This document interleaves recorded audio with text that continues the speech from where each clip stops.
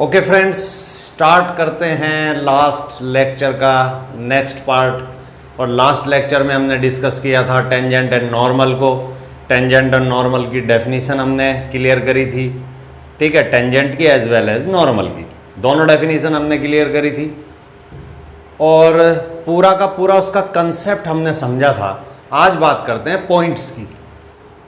Okay friends, tangent normal का next part शुरू करने जा रहे हैं और आज हम बात करेंगे कि किसी भी कर्व के ऊपर पॉइंट्स कैसे निकाले जाएं। चलिए स्टार्ट करते हैं। सपोज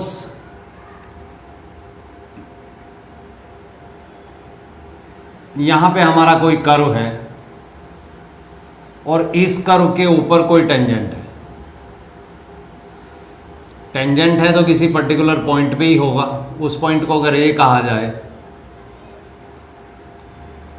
अब देखने वाली बात यह है कि आखिर सीबीएसई किस हद तक सोच सकती है, यानी टेंजेंट के बारे में वो कहां तक सोच सकती है। तो हम भी सोचना शुरू करते हैं। पहली सिचुएशन ये है कि अगर टेंजेंट आपका एक्स एक्सिस के पैरेलल हो जाए, तो यहां पे मैं लिख रहा हूं पहली सिचुएशन है parallel to x axis, parallel to x axis. और जितनी भी मैं बातें कर रहा हूं वो सारी की सारी टेंजेंट से रिलेटेड है, यानी tangent parallel to x axis. तब क्या होगा? अब ये देखो कि भाई एक्स एक्सिस का स्लोप 0 और ये चूंकि आपके पैरेलल है, एक तरीके से आप ऐसा कंसीडर करो कि भाई tangent is nothing but it is a line simply, और एक्स एक्सिस भी एक लाइन है। और दो लाइनें पैरेलल कब होती हैं? जब उनके स्लोप सेम हो। और एक्स एक्सिस का स्लोप होता कितना है? 0, यानी m इज इक्वल टू 0। तो इसका मतलब ये हुआ, इट इम्प्लाइज दैट कि भाई टेंजेंट का स्लोप, जिसको हम dy अपॉन dx से रिप्रेजेंट करते हैं, it is called general slope of the tangent to the curve, it will also be equal to 0। तो ये कंडीशन देगा, ठीक है। उस कंडीशन को हम सेटिस्फाई कराएंगे क्वेश्चन के अंदर, और जैसे ही ये सेटिस्फाई कराओगे तो यहां से x या y की वैल्यू आपको मिल जाएगी। उस वैल्यू को आप जैसे ही कर्व की इक्वेशन में डालोगे, ठीक है, अगर आपको x मिला तो वहां से y मिलेगा, और यहां से अगर y मिलता है तो वहां से आपको x मिल जाएगा, यानी कि आपको पॉइंट पता चल जाएगा, ठीक है।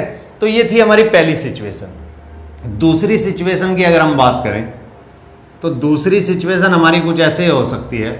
हम बिल्कुल वैसा ही सोच रहे हैं जैसा सीबीएसई सोच सकती है, यानी किस लेवल तक वो सोच सकती है, वही बात हम यहाँ पे कर रहे हैं। मान लिया हमारा कोई कर्व इस टाइप का है और यहाँ कोई आपका टेंजेंट है। अब देखो ये जो टेंजेंट है ना, ये वाई एक्सिस के पैरेलल हो गया, और वाई एक्सिस एक्स के साथ कितना एंगल बनाती है? 90 डिग्री। तो ये कितना बनाएगी? ये भी 90 बनाएगी, क्योंकि करस्पॉन्डिंग एंगल इक्वल है, ठीक है ना। दो पैरेलल लाइन, ये ट्रांसवर्सल, वो वाली कंसेप्ट भी आप यूज कर सकते हो। तो यहां से मतलब ये हुआ कि tangent perpendicular to x axis, ऐसा कहा जा सकता है। और आपने बिल्कुल ठीक बात कही है, इसी चीज को ऐसा भी कहा जा सकता है कि tangent parallel to y axis. बात तो एक ही है, पैरेलल टू वाई एक्सिस, दोनों में कोई अंतर नहीं है, ठीक बात है। इसका मतलब ये हुआ कि भाई dy अपॉन dx। अब देखो इसने एक्स एक्सिस के साथ टेंजेंट ने कितने डिग्री का एंगल बनाया? 90 डिग्री का। और टेंजेंट के स्लोप के बारे में आप क्या जानते हो कि m is equal to tan theta होता है, और यहां जो थीटा की वैल्यू है वो तो दोस्तों 90 डिग्री है। तब इसका स्लोप कितना होने वाला है? m is equal to tan 90 से कैलकुलेट करो। अब tan 90 की वैल्यू तो आपको पता ही है कितनी होती है, नॉट डिफाइंड। अच्छा, नॉट डिफाइंड को ऐसा लिखा जाता है 1/0। तो आप 1/0 ही यूज करोगे क्वेश्चनों के अंदर। तो dy अपॉन dx आपको क्या मिला? 1/0। तो फिर यहां से x या y मिलेगा। अगर x मिलता है तो उसकी वैल्यू को जैसे ही कर्व की इक्वेशन में डालोगे तो करस्पॉन्डिंग वैल्यू y की आपको मिल जाएगी, और अगर यहां से y मिला तो वहां से करस्पॉन्डिंग वैल्यू आपको x की मिल जाएगी, तो फिर से पॉइंट आपको मिल जाएगा, ठीक है। ये बात ध्यान रखना कि अगर आपका dy अपॉन dx का एक्सप्रेशन सपोज करो लीनियर है तो x की एक वैल्यू मिलेगी, क्वाड्रेटिक है तो x की 2 वैल्यू मिलेगी, क्यूबिक है तो x की 3 वैल्यू मिलेगी। इससे ज्यादा लेवल पे वो जाएगा नहीं। बाई क्वाड्रेटिक तक जाना बहुत मुश्किल है, क्योंकि क्वेश्चन की लेंथ बड़ी हो जाती है, आपको 4 रूट एटलीस्ट निकालने पड़ेंगे उसके, ठीक है ना। तो वहां तक वो जाएगा नहीं। तो 2 सिचुएशन हमने ये समझने की कोशिश करी। इसके बाद तीसरी सिचुएशन की बात करते हैं। देखो तीसरी सिचुएशन में क्या हो सकता है, वो हमें ये बात कह सकता है कि भाई अगर किसी कर्व के ऊपर कोई टेंजेंट है, मान लिया सपोज करो आपका टेंजेंट ये है, और उसने कहा कि ये टेंजेंट किसी लाइन के पैरेलल है। उसने एक लाइन हमें दी, लाइन की इक्वेशन वो देगा, इसकी हमें चिंता करने की कोई ज़रूरत नहीं है। तो जो टेंजेंट है आपका, जब वो किसी लाइन के पैरेलल है, तो यहाँ पे जो कंसेप्ट आप लगाने वाले हो वो तो पैरेललिटी ऑफ 2 लाइन की लगाओगे ना, कि भाई 2 lines are set to be perpendicular if and only if their slopes are equal. अगर मान लिया इसका स्लोप m है तो इसका स्लोप भी m हो जाएगा। इसका मतलब क्या होगा, यहां से हमें क्या मिलेगा कि भाई dy upon dx is equal to slope of the line, slope of line. अब सवाल ये उठता है कि भाई हम लाइन का स्लोप आखिर निकाले कैसे, ठीक है। 11th स्टैंडर्ड में अगर आप जाओ, थोड़ा सा अगर फ्लैशबैक में जाओ, तो वहां पे आपने बहुत सारी फॉर्म पढ़ी थी, different form of straight line पढ़ी थी, ठीक है। तो सबसे आसान तरीका क्या है कि आप लाइन को डिफरेंशिएट कर लो। भाई लाइन भी तो एक कर्व है ना अल्टीमेटली। लाइन की डेफिनेशन क्या होती है बेसिकली, कि it is a locus of A point which moves in a particular direction और इन ए स्पेसिफाइड डायरेक्शन, ठीक है। अगर कोई पॉइंट किसी पर्टिकुलर डायरेक्शन के अंदर मूव करता है, ट्रेवल करता है, तो उसकी जो ट्रेजेक्ट्री होती है वो आपको क्या देती है, स्ट्रेट लाइन। तो straight line is nothing but it is also a what, curve, ठीक है। एक पॉइंट है, वो एक स्ट्रेट लाइन में मूव करता है। जब वो स्ट्रेट लाइन में मूव करता है तो लाइन को जनरेट कर देता है। तो भाई इसको भी आप डिफरेंशिएट कर लो, dy अपॉन dx निकाल लो, तो वहां से क्या मिलेगा आपको, स्लोप ऑफ द लाइन मिलेगा। ये बात समझते हैं आप, दोनों को इक्वेट कर दीजिए। ये तीसरी सिचुएशन थी। चौथी सिचुएशन क्या हो सकती है कि अगर हमारे कर्व के ऊपर कोई टेंजेंट लाइन है, या टेंजेंट आप कह सकते हो, और वो टेंजेंट किसी पर्टिकुलर लाइन के ऊपर परपेंडिकुलर है, ठीक है।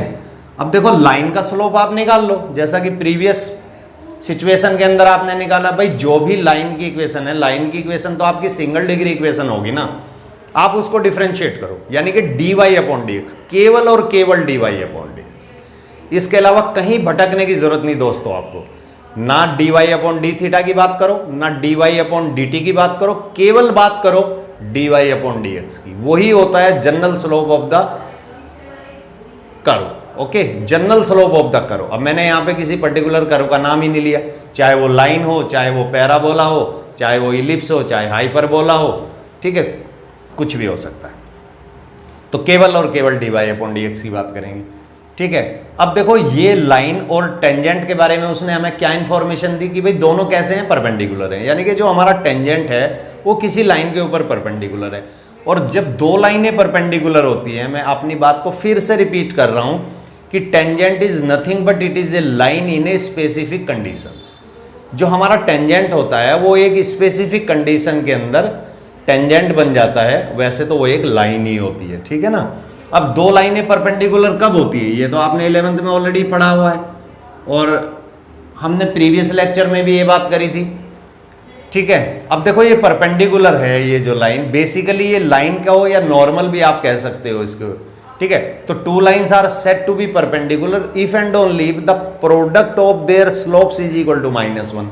तो अगर हम इसका स्लोप निकालने में कामयाब हो जाएंगे, dy अपॉन dx निकाल लो आप सिंपली, उसका रेसिप्रोकल करो, साइन चेंज करो, यानी कि टेंजेंट का स्लोप कैसे मिलेगा आपको कैसे मिलेगा, reciprocal with minus sign slope of the line, ठीक है। तो वहां से मिलेगा। इसका मतलब क्या हुआ, इसका मतलब ये हुआ कि भाई dy अपॉन dx यानी कि general slope of the tangent is equal to minus times slope of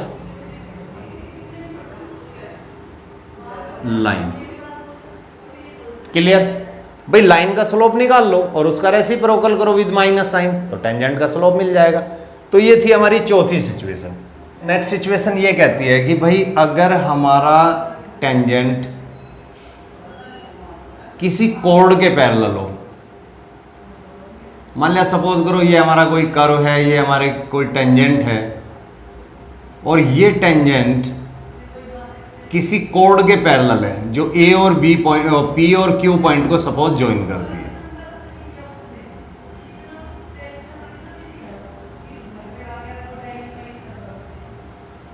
ठीक है, अब देखो यहां भी पैरेललिटी वाला केस बन रहा है। देखिए इन क्वेश्चनों को करने का सबसे आसान तरीका क्या है कि आप क्वेश्चन को पढ़ें और उसको विजुअलाइज करें कि आखिर सिचुएशन हो क्या रही है। अपने दिमाग के अंदर एक रफ स्केच बनाने की कोशिश करें। जैसे आप रफ स्केच बनाओगे तो आंसर बुकलेट के अंदर उसको कहीं साइड में हल्का छोटा सा ड्रॉ कर लीजिए आप, तो आपको यहां पे पैरेललिटी ऑफ टू लाइंस नजर आने लगेगी। पी और क्यू पॉइंट के कोऑर्डिनेट हमें ऑलरेडी मिलेंगे, क्योंकि वो कहता है कि भाई ये कोड है, और कोड के बारे में आप क्या जानते हो कि it is a line segment joining the two distinct point. मैं डिस्टिंक्ट की बात कर रहा हूं, अलग अलग पॉइंटों की बात कर रहा हूं, ठीक बात है ना। तो यहां से आप इसका स्लोप निकाल लीजिए। अब इसका स्लोप आखिर आप निकालोगे कैसे, ये भी आपने देखो 11th में पढ़ रखा है, y2 minus y1 upon x2 minus x1, ठीक है ना। तो यहां से स्लोप मिल जाएगा, और चूंकि टेंजेंट इस कोड के पैरेलल है तो that is why slope of tangent will also be equal to, यानी कि dy upon dx, general slope of the tangent will also be equal to slope of the code, slope of code.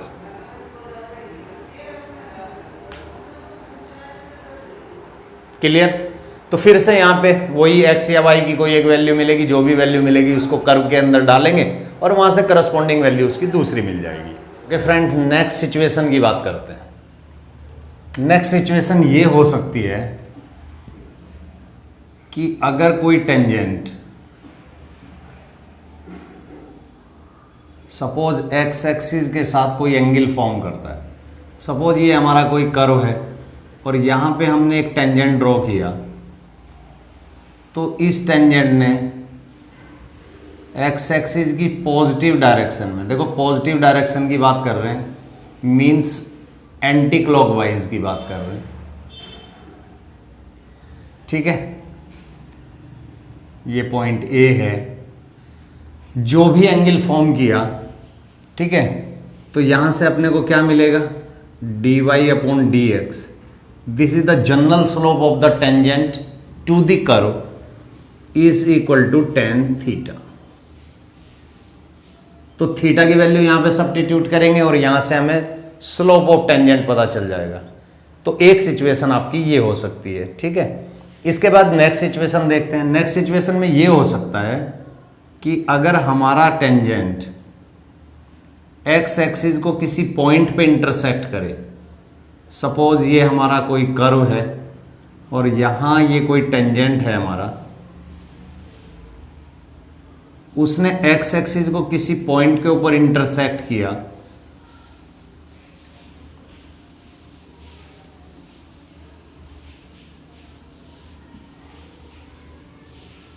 ये y axis, ये x axis, ये origin, ठीक है। अब देखो ये टेंजेंट आपका x एक्सिस को कहां इंटरसेक्ट करेगा, सोच के बताओ। जहां y की वैल्यू 0 होगी सिंपली, तो y की वैल्यू 0 कर्व की इक्वेशन में जैसे ही आप सब्स्टिट्यूट करोगे आपको x पता चल जाएगा, और इस पॉइंट के कोऑर्डिनेट आपको मिलते हुए नजर आएंगे। x कर्व की इक्वेशन से मिलेगा after putting y is equal to 0, ठीक है। आपके पास पॉइंट मिल गया। इसके अलावा सिचुएशन ये हो सकती है कि अगर दो कर्व एक दूसरे को किसी पॉइंट के ऊपर इंटरसेक्ट करें, मान लिया ये कोई कर्व है और ये आपका कोई कर्व है, ऐसा कोई कर्व है, तो पॉइंट ऑफ कांटेक्ट के ऊपर जो टेंजेंट ड्रॉ होंगे दोनों कर्व के ऊपर, वो तो कॉमन होगा। तो यहां से आपको मिलेगा, मान लिया ये कर्व 1 है और ये कर्व 2 है, तो कर्व 1 से आप dy अपॉन dx निकाल लीजिए एट C1, और कर्व 2 से भी आप dy अपॉन dx निकाल लीजिए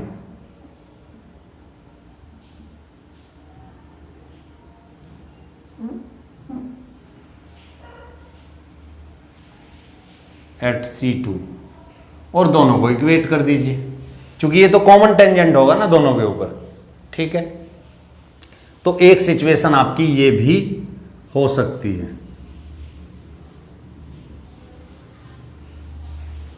okay, when two curves are set to be orthogonal, ये समझने की कोशिश करते हैं कि अगर हमें दो कर्व दिए हुए हों तो वो अगर उसने कहा कि वो ऑर्थोगोनल है, अब यहां पे दो सिचुएशन बनेगी। पहली सिचुएशन में वो आपको क्वेश्चन के अंदर बोलेगा कि बोथ कर्व आर ऑर्थोगोनल। इसका मतलब ये है कि पॉइंट ऑफ कांटेक्ट के ऊपर जो टेंजेंट होगा, ठीक है, कर्व 1 के ऊपर एज वेल एज कर्व 2 के ऊपर, वो आपस में कैसे होंगे? परपेंडिकुलर होंगे। तो कॉमन पॉइंट के ऊपर अगर हम टेंजेंट ड्रॉ करेंगे तो they will be perpendicular to each other. Example के लिए जैसे मान लिया एक ये मैंने ऐसे ड्रॉ किया, मान लिया एक कर्व हमारा कुछ ऐसा है, एक कर्व कुछ ऐसा है, और सपोज हमारा दूसरा कर्व कुछ ऐसा है। तो जो कॉमन पॉइंट है ना, यहां पे हमने टेंजेंट ड्रॉ किया, ये मान लिया कर्व 1 है और ये कर्व आपका 2 है। तो कर्व 1 के ऊपर जो टेंजेंट है और कर्व 2 के ऊपर जो टेंजेंट है, they will also perpendicular to each other. तो कंक्लूजन क्या मिला?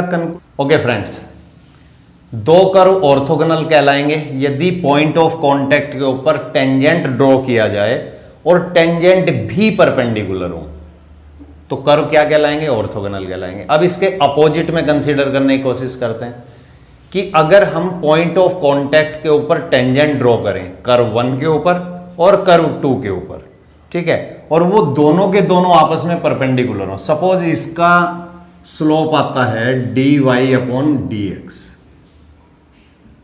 एट C1 और इसको अगर हमने M1 कहा और यहां पे इसका स्लोप dy/dx हमने कैलकुलेट किया, सपोज M2 है।